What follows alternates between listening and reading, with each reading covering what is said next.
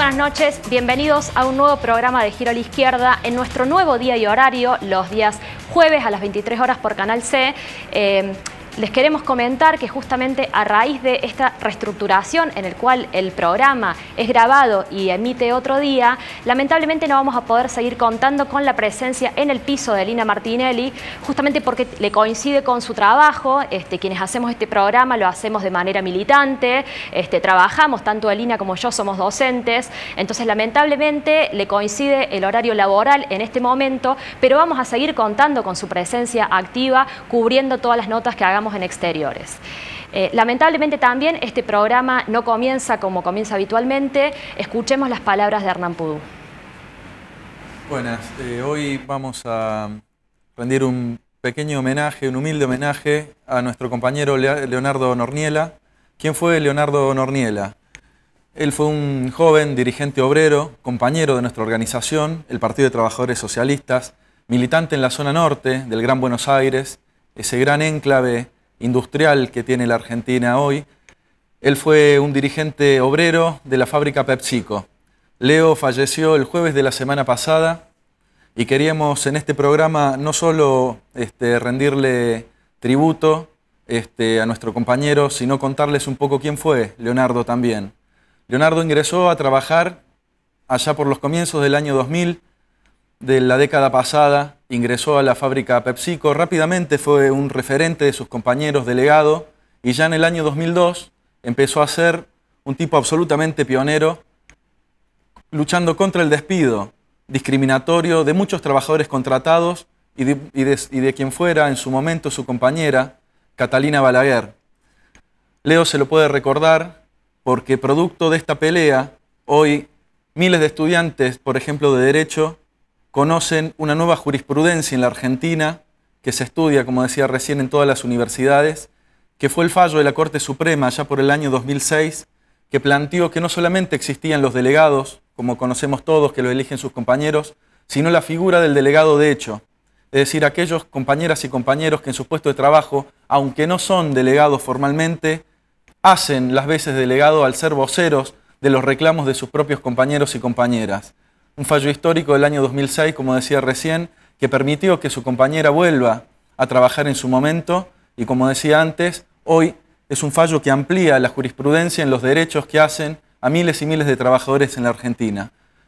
Leonardo fue un pionero también luchando contra la prepotencia patronal, planteando que los trabajadores contratados no son trabajadores de segunda y siendo pionero en ese sentido en una enorme lucha también por aquellos años en su fábrica. Fue parte de la enorme vanguardia que hoy y de la construcción que hay del sindicalismo clasista en la zona norte, que tiene referencias en innumerables plantas como la multinacional Kraft, o como hoy los heroicos obreros de Donnelley que pusieron bajo control obrero esa enorme fábrica gráfica. Pero Leo no era solamente un gran luchador junto a sus compañeros dentro de la fábrica y fuera de la fábrica.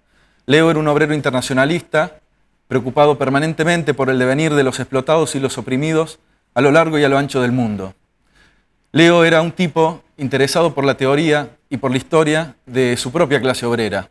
Testimonio de esto se puede ver, por ejemplo, en varios artículos de la revista Ideas de Izquierda, donde Leonardo, junto a intelectuales de la talla, intelectuales internacionales como James, o intelectuales nacionales como Torres, debaten sobre un debate histórico entre la conciencia sindicalista del movimiento obrero y la necesidad de una conciencia política y de que la clase obrera se pueda erigir como una clase dirigente de la sociedad.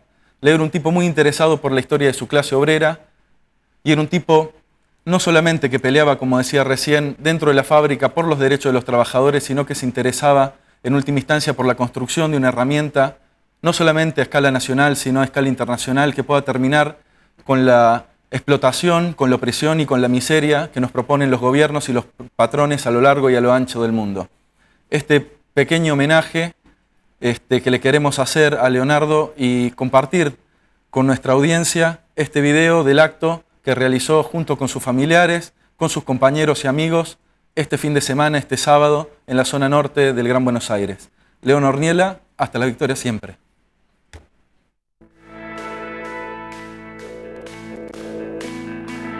estamos reclamando a la empresa PepsiCo Snaga, donde trabajamos, la reincorporación de estas compañeras, de estas luchadoras ejemplares, y sobre todo quiero hacer un saludo por el Día Internacional de la Mujer Trabajadora. Nosotros estamos reclamando el pase a planta permanente de los tercerizados y la efectivización de los contratados.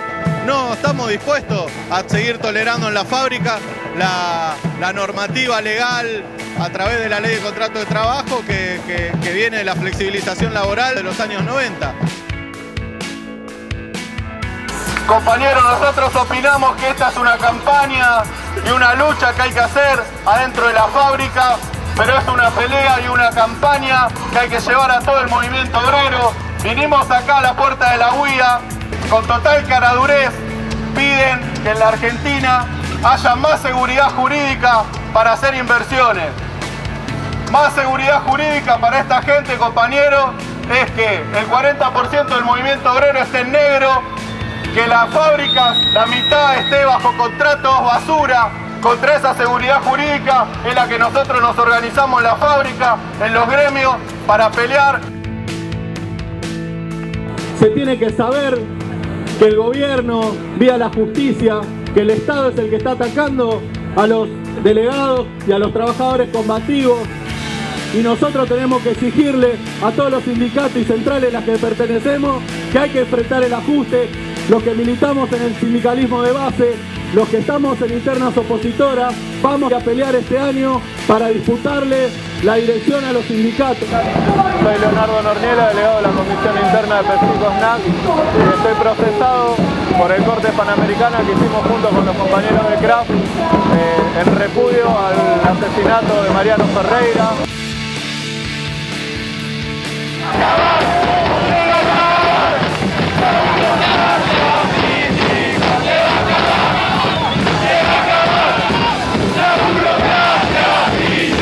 Tenemos que echar a todos los burócratas de las centrales sindicales. Nosotros estamos convencidos, compañeros, de que la clase obrera puede dar una salida a la crisis. Y es por eso que no solo luchamos para que estas luchas triunfen, sino que la lucha que damos día a día los obreros revolucionarios es la lucha por construir un partido, un gran partido de la clase obrera que derrote a los capitalistas, a los dueños de esta fábrica.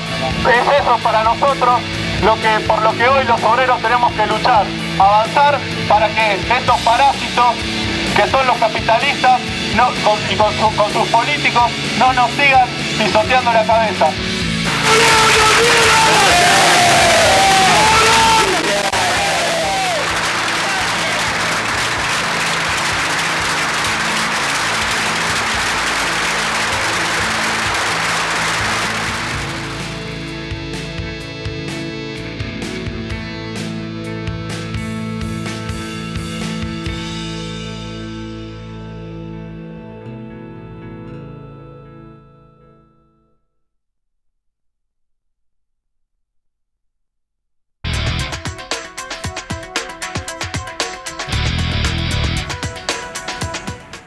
Bueno, y qué mejor demostración de eso que fue Leo y de lo que sembró Leo, que ese velorio que veíamos recién, en donde había cientos de sus compañeros de militancia y de sus compañeros de fábrica, los trabajadores y trabajadoras de PepsiCo, que también justamente el día que se enteraron del fallecimiento de Leonardo, el día viernes de la semana pasada, protagonizaron un hecho histórico en los últimos años que fue paralizar la planta para homenajear a su compañero. Se movilizaron para pedirle asueto a la patronal, para decirle a la patronal que no se podía trabajar cuando estaban homenajeando y despidiendo a un compañero tan importante. La patronal al principio se quiso negar y finalmente la voluntad del conjunto de los compañeros de su fábrica terminó imponiendo este paro, que no fue ni por aumento salarial ni por ninguna reivindicación sindical, sino fue para rendir homenaje a la importancia de eso que sembró Leonardo en la organización de esa planta de zona norte del Gran Buenos Aires. Así que bueno, nos hacemos eco todo el equipo de Giro a la Izquierda de las palabras recientes de Hernán Pudú y le dedicamos este programa en homenaje a la memoria de Leonardo Norniela. Bueno, en el programa de hoy también tendremos la cobertura de una asamblea realizada en la manzana de la salud mental. Los trabajadores que vienen reclamando, planteando que el gobierno quiere cerrar esta manzana, están planteando una ofensiva por parte del gobierno, hicieron una asamblea en la cual estuvieron discutiendo esto y un plan de lucha a seguir. También estuvimos cubriendo la conferencia de prensa realizada en el día de ayer con la presentación de las principales candidaturas del Frente de Izquierda en Córdoba. Y tendremos una mesa para conversar sobre el 24 de marzo con la presencia de Laura Vilches y de Lorena Barraza, quien es miembro de la Coordinadora de Víctimas contra el Gatillo Fácil. Veamos ahora la cobertura que realizamos el día martes de esta Asamblea de los Trabajadores de la Salud. Bueno, estamos acá desde Giro a la Izquierda, vinimos a cubrir la Asamblea de los Trabajadores de la Salud, de salud mental en particular, aquí en la manzana del neuropsiquiátrico, también en la Casa del Joven, donde lo que se está reclamando básicamente tiene que ver con el proyecto de desmanicomialización que es de por sí tiene un trasfondo positivo como proyecto de inclusión social de los enfermos con algún tipo de patología mental, pero que lo que denuncian los trabajadores en realidad es que detrás de esto se está escondiendo un vaciamiento de las instituciones de salud pública. De hecho, se denuncia el posible cierre del Neuro, una amenaza constante y permanente que vienen sufriendo los trabajadores de la salud y por sobre todas las cosas, el abandono que sufren sobre todo los sectores más pobres, los que no pueden acceder a las obras sociales o a las clínicas privadas, donde este nuevo proyecto lo que haría sería dejarlos en un nivel de mayor desprotección, además de no contar con el equipamiento y los recursos necesarios para que los hospitales en general puedan hacerse cargo de los enfermos de salud mental. Sobre todo están reclamando la información fehaciente y bueno, un acuerdo y una información que se pueda trabajar de conjunto con los trabajadores que son los protagonistas, los que están día a día sosteniendo la salud pública, día a día sosteniendo con la falta de insumos, con la serie de problemáticas que conocemos atraviesan los sectores de la salud pública. ¿En qué consiste el reclamo que están llevando a cabo? Y el reclamo tiene que ver con una supuesta transformación de todo lo que es el sistema, particularmente el sistema de salud mental, para adecuarse a la ley de desmanicomialización. Pero en realidad lo que se hace tiene poco que ver con esa adecuación, porque en realidad se necesitan mucho más recursos humanos distribuidos de otra manera y lo que se está haciendo es solamente una refuncionalización edilicia para el achicamiento del neuro, lo que implica la posibilidad de dejar desvalido a un montón de gente que no tiene otra alternativa. Nosotros pensamos que para hacer la reforma primero habría que empezar por la periferia. Habría que montar en todos los dispensarios y centros de salud, tendrían que tener equipo de salud mental para contener a la población en atención primaria, en esos lugares, para que realmente así empezara a quitar la demanda que vendría al neuro. En todos los hospitales generales tendría que haber camas para internar a los pacientes y los equipos tendrían que tener preparación para dar la cobertura que damos nosotros actualmente en el neuro. Y por último, como último eslabón, recién poder reformar el neuro quizás para los pacientes más agudos, más críticos, que no se puedan momentáneamente, hasta que mejoran, contenerlos en comunidad.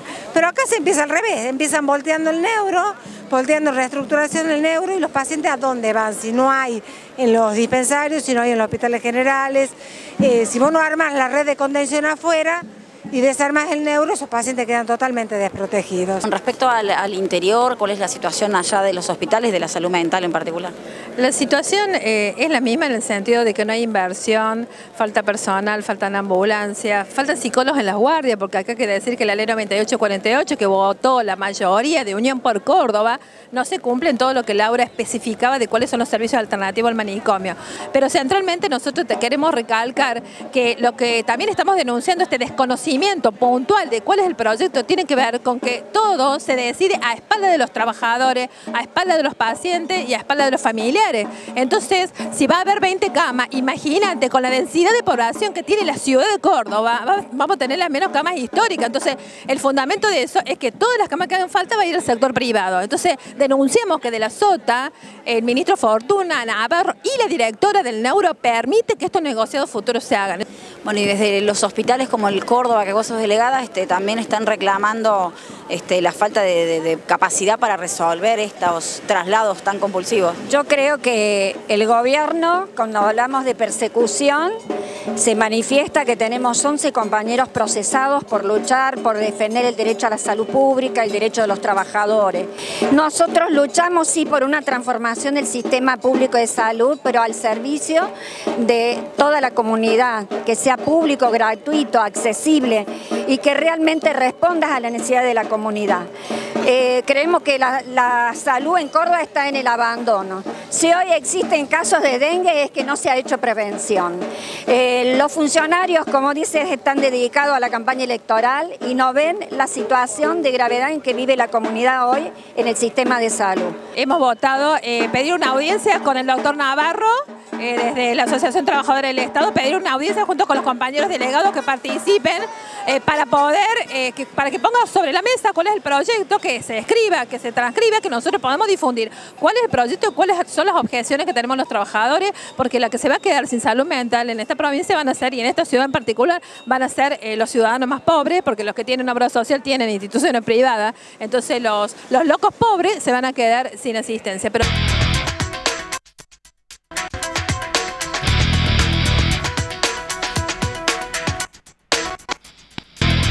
estaremos siguiendo atentamente la organización de los trabajadores de la salud y su plan de lucha. Bueno, ahora veamos la cobertura que realizamos en el día de ayer de la conferencia de prensa de presentación de los principales candidatos del Frente de Izquierda en Córdoba. Bueno, la semana pasada, el día jueves, estuvimos en el piso de Giro a la Izquierda junto a los principales candidatos y dirigentes de los partidos que integran el Frente de Izquierda y los trabajadores. Acaba de terminar la conferencia de prensa que dio el Frente de Izquierda de los Trabajadores aquí en Ardeco. Estamos con Javier Musso. Javier, dirigente de la Juventud del PTS y candidato a intendente, ¿no? Así es, tenemos el desafío, me toca a mí encabezar la lista de intendentes este año para el Frente de Izquierda.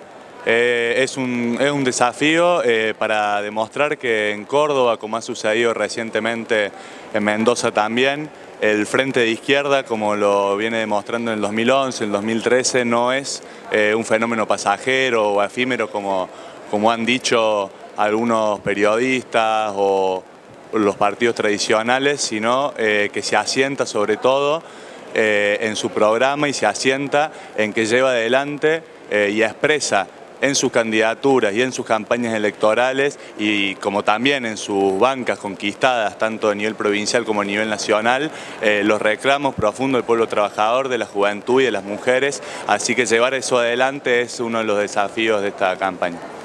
Ahora, en general estamos acostumbrados a las campañas de los políticos patronales con frases abstractas como vota el cambio, cuestiones que, bueno, muy básicas de contenido, y en particular las candidaturas a intendencia con programas menores.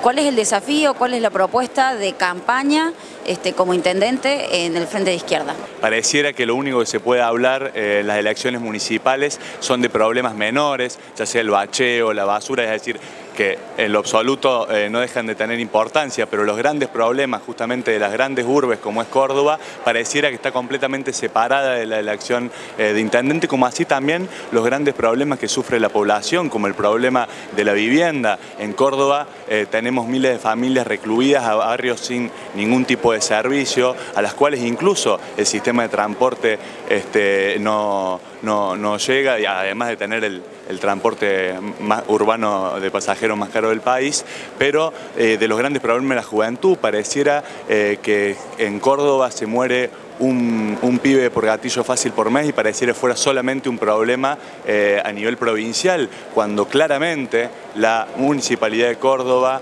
viene gobernada con un pacto radical peronista, que eso es lo que nosotros queremos denunciar y poner en discusión eso, los grandes problemas estructurales que sufre la ciudad de Córdoba y también poner en discusión algo que va a recorrer absolutamente todos los candidatos, desde Olga Ruitor, Dómina o quién pongan los radicales también, que siempre se acusa el gran problema de Córdoba son los trabajadores, ya sea los trabajadores de la UTO, los trabajadores municipales que se va todo el presupuesto de los sueldos, es decir, nos quieren hacer creer a los cordobeses que tenemos tradición en que justamente sea el pueblo trabajador, la juventud, los que hayan encarnado los grandes procesos de cambio, que justamente nosotros somos los responsables de los grandes problemas, siendo que la alternancia peronista radical en la Municipalidad de Córdoba desde hace 30 años no ha dado respuesta absolutamente a ninguno de los problemas estructurales que sufre el pueblo cordobés, sino que más bien se ha profundizado,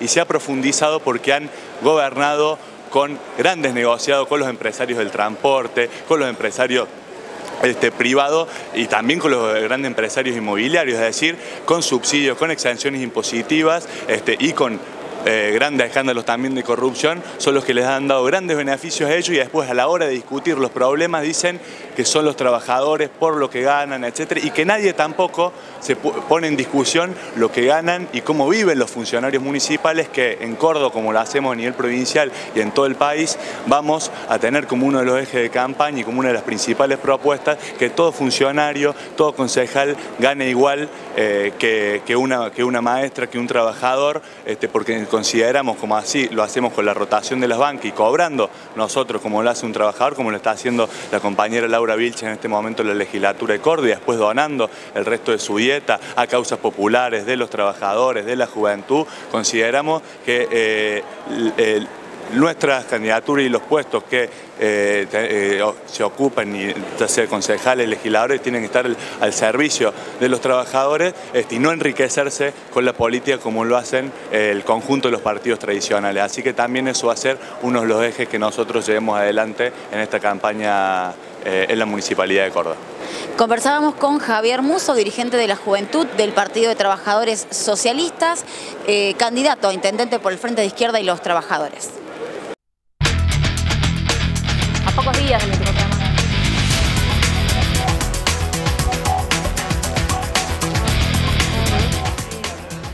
Bueno, y a pocos días de cumplirse un nuevo aniversario de la última dictadura militar, estamos aquí con Lorena Barraza, hermana de Ezequiel Barraza, joven asesinado por la policía de Córdoba, y con Laura Vilches, legisladora, dirigente del PTS, justamente para conversar sobre la invitación y la participación de la coordinadora en esta movilización. Buenas noches. Buenas noches. Si les parece, primero les invito a ver un video del festival realizado el viernes de la semana pasada por la Coordinadora de Víctimas contra el Gatillo Fácil y la Juventud del PTS. Sin más preámbulos, vamos a dar comienzo en breves minutos al festival. Nos están acompañando aquí los chicos de a pie, son chicos también de la Facultad de Artes, varios estudiantes universitarios que le están poniendo el cuerpo acá y están brindando su arte al servicio de la lucha contra el gatillo fácil y la represión policial. Veamos cómo actúa ahora el aparato represivo de la policía. Veámoslo.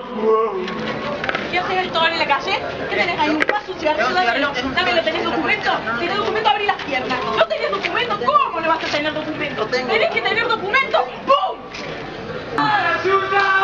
Por eso yo estoy acá, para apoyarlo a todos ustedes y unirme junto con mi familia, mis amigos, a todas las coordinadoras que pelean por esto, porque de verdad es muy lindo. Ahora que le toca pasar a uno en carne propia, se da cuenta que es grave esto. Es realmente grave. Así que muchas gracias a todos.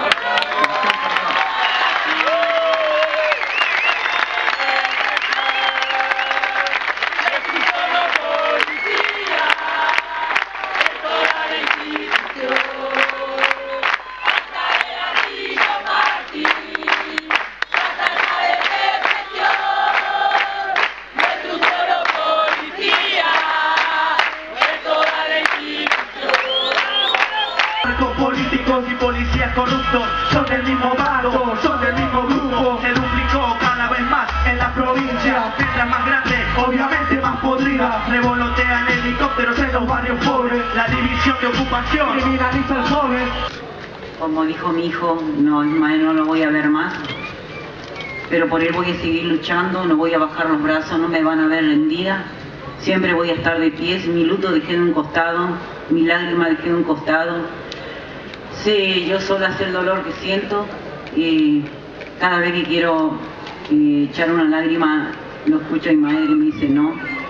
que tengo que luchar por él y por muchos chicos más, que me queda un camino largo. Muchas gracias a toda esta gente que ha venido unidos por una misma causa. No importa el color, la forma, el tamaño, no importa nada, importa la lucha.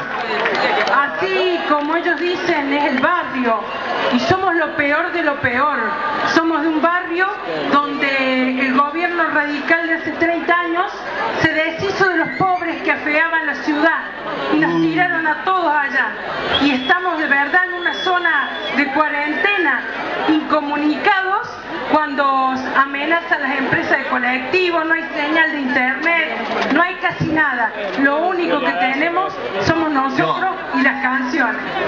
Y bueno, seguimos luchando en esto, seguimos día a día, comprobando de que las mentiras, las versiones que está diciendo la policía y la fiscalía son totalmente mentiras.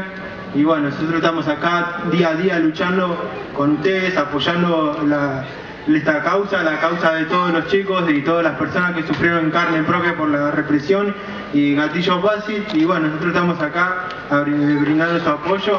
Y nos gustaría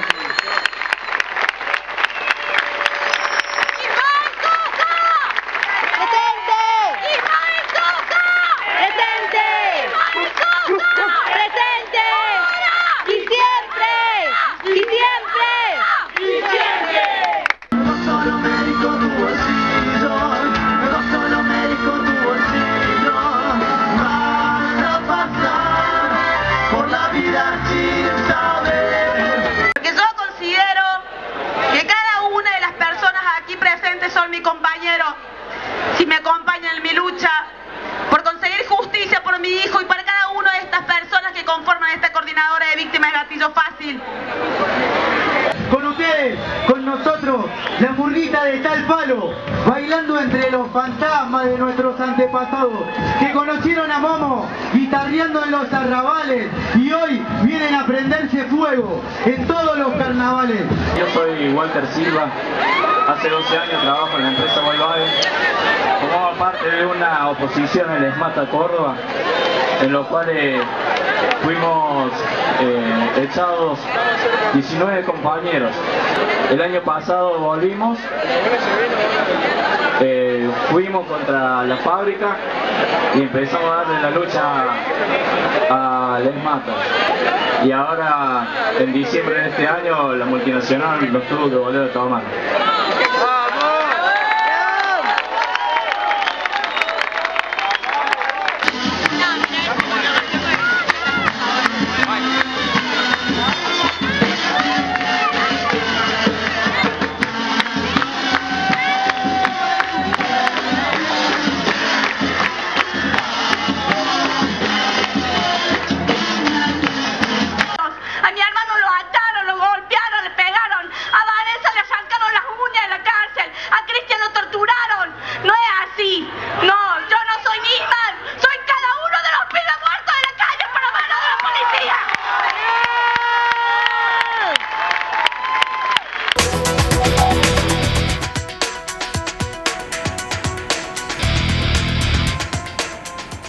Bueno, veíamos que en el marco de la importante participación que hubo de bandas juveniles en el festival, también se contó con la importante presencia de la familia de Ismael Sosa, joven asesinado en el recital de La Renga por parte de la policía, y de Ezequiel Reynoso, este joven que afortunadamente resultó vivo, ¿no?, después de un caso de gatillo fácil también. Entonces, de alguna manera, en el marco de lo lamentable, ¿no?, que es la situación de los casos de gatillo fácil, lo positivo que marca es cómo nuevas familias, nuevos casos que surgen, se van juntando con la coordinadora como instancia de organización, ¿no?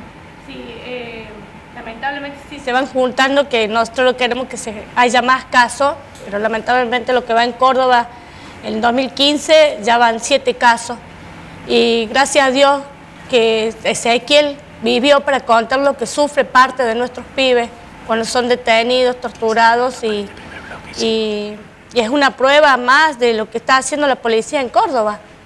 Y lo de Ismael Sosa ya creo que la gota, como siempre digo, la gota que rebalsó el vaso, porque un turista que venga a ver su grupo termine muerto por la mano de la policía de Córdoba, ¿no? Así Sí, bueno. y como decías vos claramente, bueno, el viernes previo al festival organizábamos una conferencia de prensa desde la legislatura, donde no solamente estaba Lorena Barraza en representación de la coordinadora, la mamá de Ismael y Facundo, familiares de Ismael Sosa, Sí. Ezequiel, sino también Viviana Alegre, digo, que son como los casos emblemáticos, algunos de los casos emblemáticos de la brutalidad policial y de lo que venimos denunciando como una política del gobierno, que es la de criminalizar y perseguir a la juventud a través de su policía, a través de herramientas como el Código de Faltas, y que...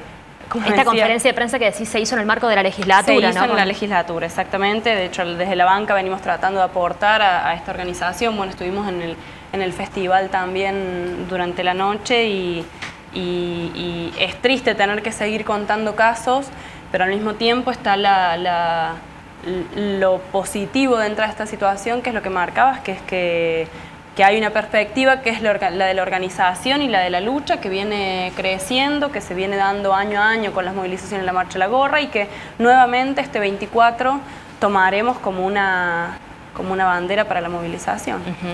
Así es, bueno, que la relación, ¿no?, que marca la coordinadora entre la lucha contra la impunidad de hoy, de los casos de violencia policial, y también la lucha contra la impunidad de la que todavía gozan los genocidas, ¿no? La participación de la coordinadora en la marcha del 24 de marzo. Sí, la coordinadora va a estar también, porque estamos hablando de democracia, que siguen habiendo chicos muertos en la calle, siguen haber torturados, siguen habiendo desaparecidos, que ahora no tiene edad porque tanto desaparece como mujeres, niños y hombres. Entonces sí, vamos a estar presentes el 24 de marzo. Me parecía interesante cuando recién el video mostraba tu intervención justamente en el festival diciendo: yo no soy Nisman, soy todos los pibes asesinados por el gatillo fácil. Sí, es así, yo no soy Nisman. Yo soy el Ezequiel, Lautaro, Ismael y todos los pibes que han muerto en el 2013, que fueron 14, en el 2014 fueron 15, y lo que va de marzo, que le estoy diciendo, en el 2015, 7 pibes.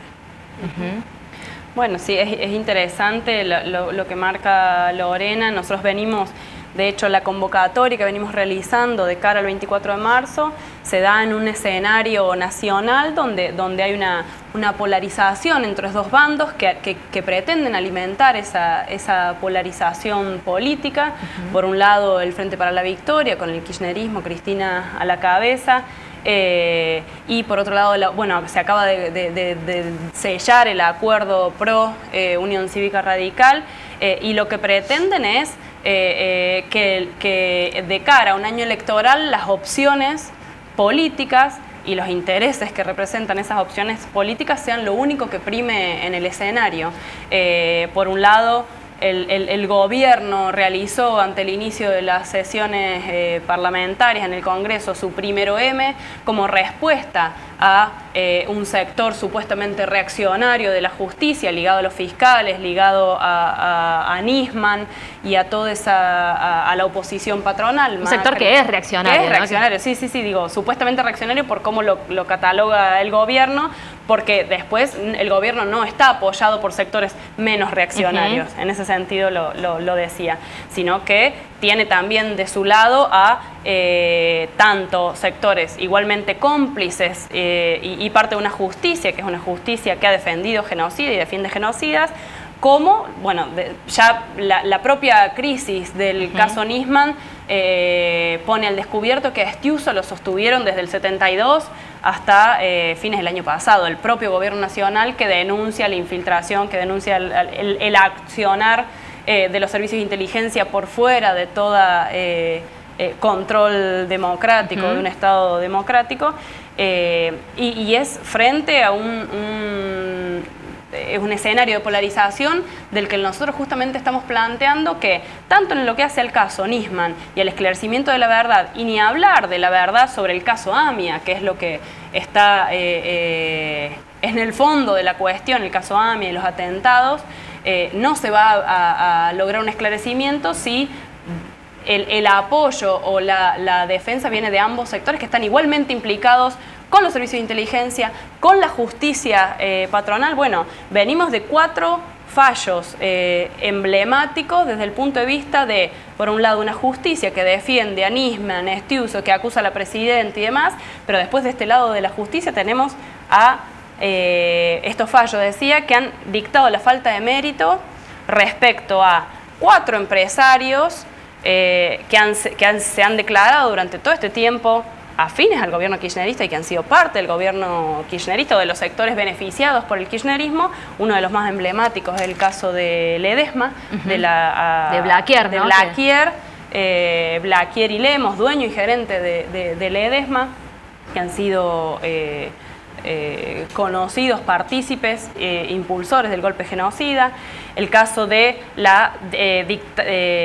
dictamen de falta de mérito de Vicente Mazot, que es el director del diario Nueva Provincia en Bahía Blanca, acusado de haber desaparecido y asesinado a 2 obreros gráficos en esa provincia.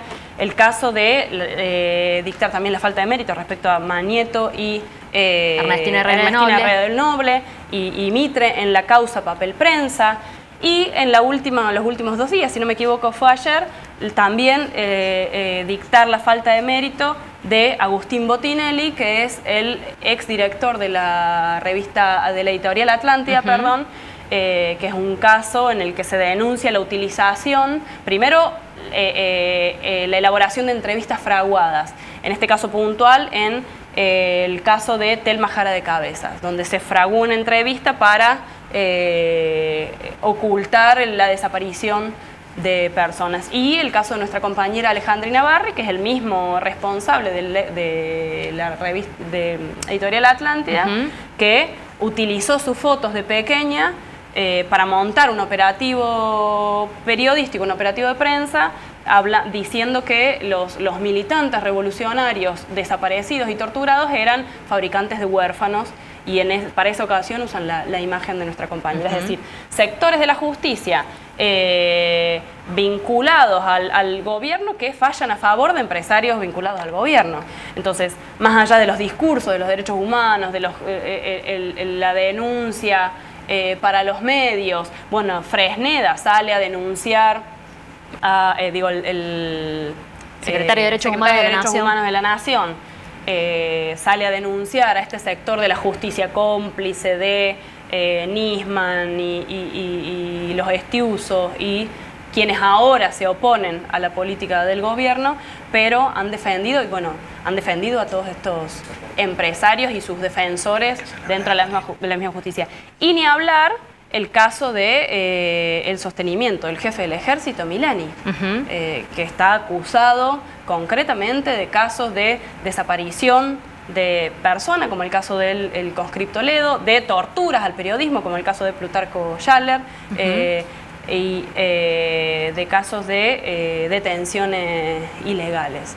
Entonces, frente a esa falsa polarización, donde desde ambos lados se habla de memoria, verdad y justicia, porque la movilización del 18F tenía la consigna de verdad y justicia. Bueno, sabemos que la verdad y la justicia no provendrá de ninguno de esos sectores, porque ninguno está dispuesto a la apertura de los archivos de la CIDE y de los servicios de inteligencia para conocer la verdad, tanto sobre los atentados como la verdad sobre el genocidio. No están dispuestos a desmantelar y a disolver los aparatos de inteligencia que son utilizados para el espionaje y la persecución a los luchadores. Nosotros con nuestra compañera Miriam Bregman, con Nicolás del Caño, con Cristian Castillo y con el Centro Profesional por los Derechos Humanos venimos denunciando el espionaje y la persecución con causas armadas a los luchadores obreros y populares. Bueno, nuestro compañero Leo era Leo Norniela, que veíamos el homenaje, era uno de los espiados y perseguidos y a quienes le habían armado causa, junto a obreros de Kraft, de Lear y demás. Por participar en las movilizaciones por el asesinato de Mariano Ferreira. ¿no? Ferreira, sí. Ahora, justamente vos recién te referías al rol de la justicia y me parece también interesante preguntarte a vos, Lorena, por eso, ¿no? ¿Cuál es la experiencia que ustedes, como familiares de víctimas del gatillo fácil, tienen con esta justicia? Y que esta justicia es sorda, muda y ciega. Porque en los casos de la mayoría de los nuestros, de la coordinadora, están parados. Es una vergüenza que para que no se hayan en el caso, por ejemplo, de mi hermano, yo tuve que presentar las fotos que yo saqué dentro del cajón, que lo desnudé, le saqué y le mostré todos los golpes que tenía mi hermano. que tenía hasta sus genitales lastimados. Es una vergüenza que hasta los médicos forenses se presten también para no hacer una autopsia real a los pibes, para demostrar todo lo que ha pasado a través de la policía, ¿no? Porque es así.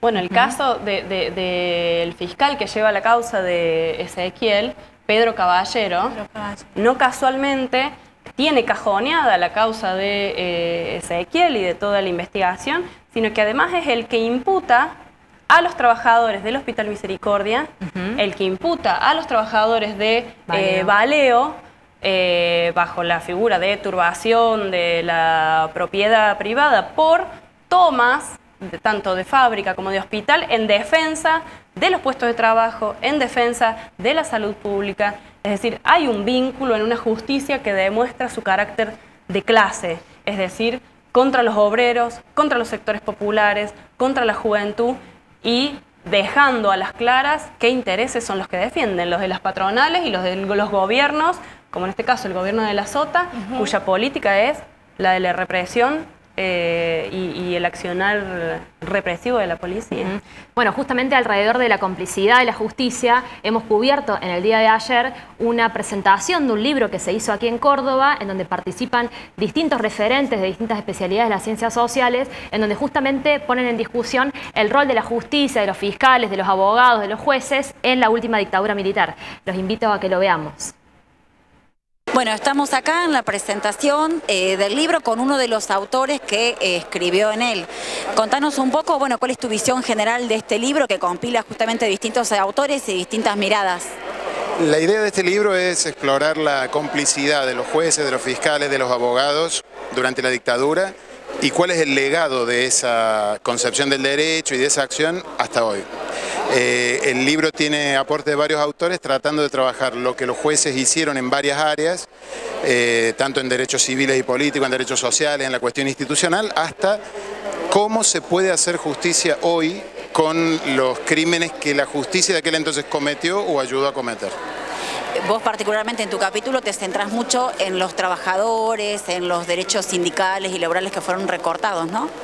Yo en el capítulo trabajo cómo los derechos sociales de aquella época, especialmente los derechos sindicales y los referidos a jubilaciones y a condiciones de trabajo, fueron cercenados por la Corte de aquel entonces.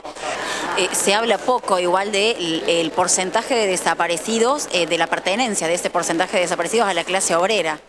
Yo creo que tenemos un dato general en el Nunca Más de un porcentaje alto, que en este momento recuerdo de entre el 35 y el 40% de integrantes de la clase obrera, pero falta profundizar seguramente en cuáles eran los niveles de organización que todas estas personas afectadas por la dictadura habían alcanzado.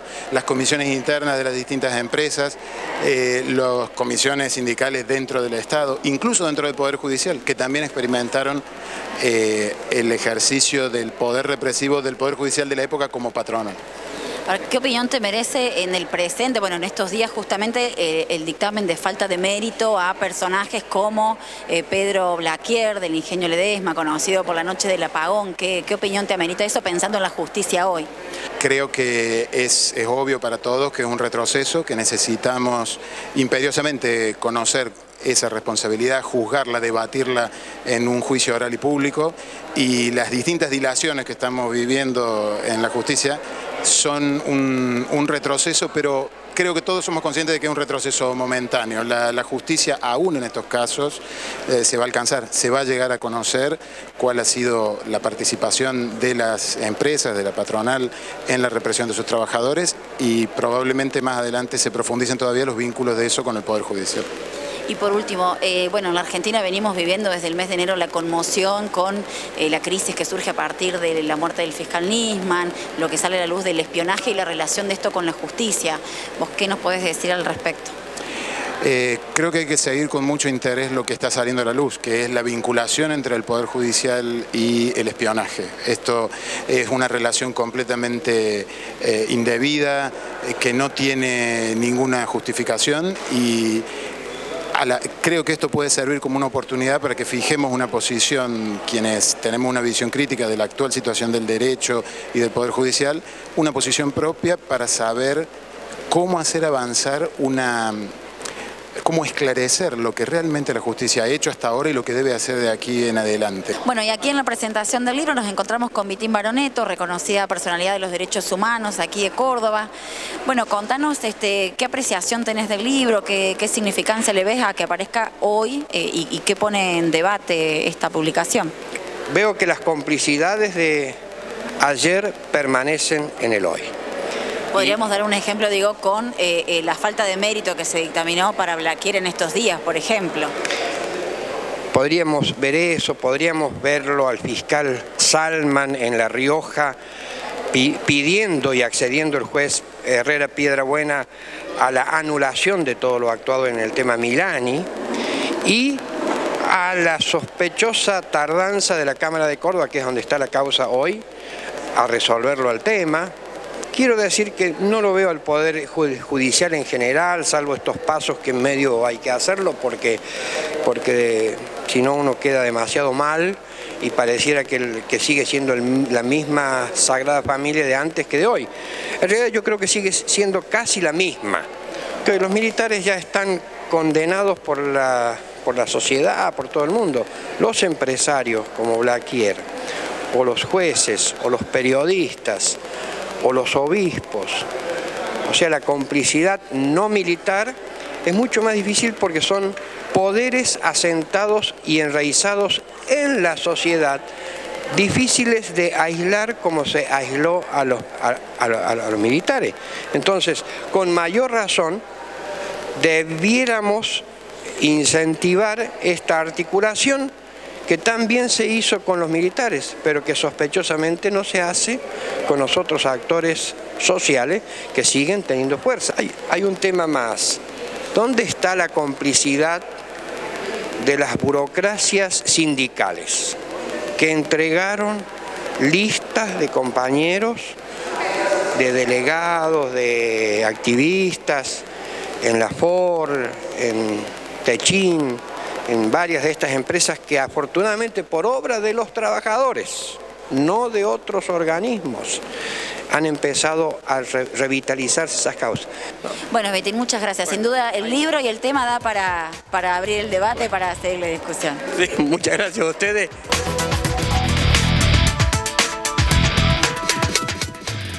Bueno, ahí veíamos la entrevista realizada en el día de ayer. Sí, una aclaración que me corregían recién en el corte. Yo dije una imprecisión. No son todos empresarios amigos del gobierno, porque de hecho lo tenemos a Mañeto y a Herrera de Noble de Clarín. Ahora sí, y por otro lado Blaquier. Hay un sector de empresarios afines al gobierno, otros opositores al gobierno, pero en última instancia la justicia responde tanto a uno como a otro sector y en definitiva son usos políticos para generar una polarización que lejos está del conocimiento de la verdad y la justicia. Y otra cosita para aclarar, que es muy importante respecto a la perspectiva del 24 de marzo, que es que con la lucha y con la organización es como, y lo marcaba también Vitín Baroneto, es como se activan las causas, es como se profundizan las investigaciones y así hemos logrado desde el PTS, desde el Centro Profesional por los Derechos Humanos, por ejemplo, algo muy importante que es la renuncia del vicerrector de la Universidad Nacional de Buenos Aires, que es Richarte, que es un ex miembro de la vieja Secretaría de Inteligencia, y eso solo se logró con la denuncia, con la movilización y con la insistencia de quienes peleamos contra la impunidad y contra... Sí, recordemos que fue nada menos que subjefe de la CIDE en el periodo del 99 al 2001, ¿no? Así periodo es. turbio si los hubo. Bueno, no sé si querés agregar algo más, Lorena, en relación a la importancia de la participación de la coordinadora en la marcha del 24 de marzo. Sí, que nunca digamos nunca que no nos va a pasar, porque nuestros pibes salen a jugar al fútbol como pasó con Ezequiel, o van a un baile, un boliche y no sabemos si vuelven. Entonces el 24 de marzo es importante para que estemos, para estar contra la represión policial y todo el poder judicial que están actualmente. Sí. Y bueno, me parece que también a días del 24 de marzo no podemos dejar de marcar también otro terrible hecho que salió a la luz en el marco de, como vos comentabas, que ya vienen saliendo a la luz una sucesión de hechos que muestran la complicidad de los distintos sectores políticos con los servicios, que tiene que ver con el espionaje en Formosa, ¿no? Es brutal, es alevoso, la forma en la que se destapa el espionaje es un espionaje dirigido por los servicios de inteligencia de la provincia una provincia a cargo de un férreo aliado del kirchnerismo, que es Gildo Infran, y una persecución y un espionaje que se monta sobre las organizaciones populares de la izquierda, en particular sobre una problemática profunda en esa provincia y que tiene que ver con la comunidad Com. Uno de los principales espiados es Félix Díaz, el referente del pueblo de Com, y su familia, que ha sufrido todo tipo de ataques, por otra parte. Los periodistas que denuncian los negociados y la represión y distintos hechos que suceden en la provincia y que muestran a las claras que por más discurso que monten y quieran montar el gobierno nacional, tiene aliados como estos que persiguen y que sigue montado el aparato de espionaje y persecución sobre los luchadores, los sectores populares y la izquierda. Por eso una de las principales consignas en este 24 de marzo, en esta movilización, hay que aclarar que hay 2 convocatorias, ambas están llamadas a Colón y Cañada a las 18 horas, pero vamos a marchar en columnas diferenciadas. Aquellos que entendemos que la pelea por la memoria, la verdad y la justicia y contra la impunidad de ayer y de hoy se hace de manera independiente a cualquiera de estos 2 bandos patronales, oficialismo u oposición, y las consignas, una de las principales es fuera Milani, que es el jefe del ejército mantenido hoy en el gobierno, que está implicado en casos de la dictadura como parte del genocidio, por el desmantelamiento de los servicios de inteligencia, la apertura total e irrestricta de los archivos de la dictadura y de la CIDE, porque el espionaje se ha mantenido durante la vuelta de la democracia, la desaparición y el Proyecto X, el desmantelamiento del conocido Proyecto X, que es el proyecto de persecución y criminalización para los luchadores, bueno, las causas armadas a los obreros y a los luchadores populares, bajo este proyecto que le costó la salida a la ministra Linda Garré, producto de nuestras denuncias, y en Córdoba en particular también contra la criminalización de la protesta social a los trabajadores, como lo hemos visto en el caso de salud, de Baleo, de los docentes, que no me quiero olvidar, porque aquellos que salimos a denunciar los acuerdos fraudulentos que negocian los gremios, las condiciones de trabajo y a defender el empleo, somos perseguidos y criminalizados. Hay causas que quieren que avancen sobre aquellos que salimos a luchar. Y finalmente, ni hablar que en Córdoba tenemos una gran pelea y una gran demanda, que es basta de impunidad y represión policial, basta de gatillo fácil, y como dice Lore y la mamá de las coordinadoras, ni un pibe menos. Y en ese marco, abajo el código de faltas, ¿no? Que es el abajo instrumento el código de legal faltas, porque eso discrimina mucho a nuestros pibes también, que ahora les quieren cambiar el nombre de código de convivencia. Para mantener lo mismo. Y son lo mismo. Una cosa más, seguimos levantando la necesidad de la absolución de los petroleros de las Heras. Así es, entonces la convocatoria es en Colón y General Paz, y la movilización va a ser entonces de este bloque diferenciado hacia Plaza San Martín. Plaza San Martín, con estas consignas. Bien, bueno, allí estaremos entonces el 24 de marzo. Muchas gracias. Bueno, hemos llegado al final del programa. Te invitamos a que veas una invitación justamente a la marcha del 24 de marzo. El 24 de marzo, ganemos las calles contra la impunidad y el espionaje. Tanto el gobierno como la oposición de derecha y la casta judicial mantuvieron y desarrollaron los servicios de inteligencia que vienen desde la dictadura militar para hacer espionaje político y negociados mafiosos. Todos ellos los usaron para espiar, judicializar, perseguir y reprimir a los trabajadores en lucha y a la izquierda. Y para encubrir el atentado a la AMIA.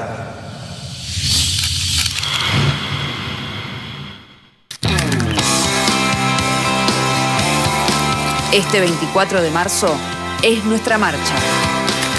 Porque en estos días también habla mucho la oposición. Nosotros hablamos desde una autoridad que nos da lo que hemos hecho en estos años, lo que hemos denunciado. Macri lo puso al Fino Palacios al mando de la Metropolitana cuando va a ir a juicio por encubrir el atentado de la AMIA. Hemos denunciado las formas de espionaje que hubo bajo este gobierno, el Proyecto X, mi compañera Miriam Bregman fue denunciante.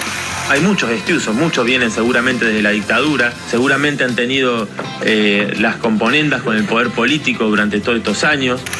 Denunciamos a la Gendarmería cuando nos espió en Lear y nos metía al coronel Galeano infiltrado en las manifestaciones, y el otro, el Carancho Torales. No podemos tener ninguna expectativa. ¿O qué va a pasar? ¿Van a quedar como mano de obra desocupada con capacidad para espiar?